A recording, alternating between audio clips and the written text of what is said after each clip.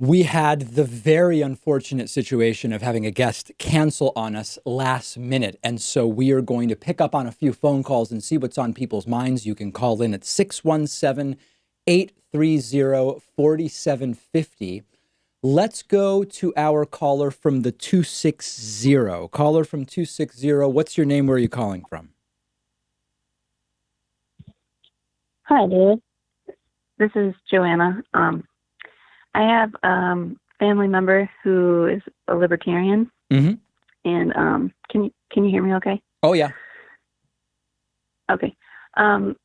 So I really want Medicare for all, and I talk about it a lot with them, and their argument is like, well, why would you want to give the government even more control?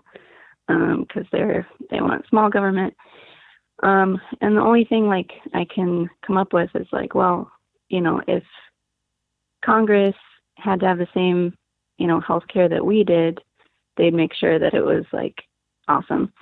But I didn't know what else I could tell them to get them on board with Medicare for all.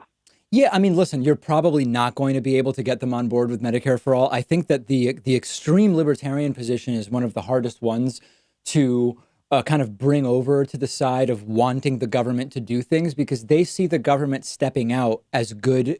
They see the government not being involved as virtuous, regardless of the outcome, even if what the free market ends up putting together is inferior in some way. They don't want the government involved and believe the government can't do anything. The reality is that the government is not objectively bad at doing things. The problem is that we often have a disagreement as to what different people believe our tax money should go to, and we end up having too much money going to certain things like the military, the Pentagon, defense, weapons, military, industrial complex, et cetera, and not enough going towards things like healthcare. Now, as far as cost goes, other countries where the government is more involved in healthcare spend less per person and have better outcomes. So if their concern is that they don't think the government would do a good job, there's many counterexamples that could be given.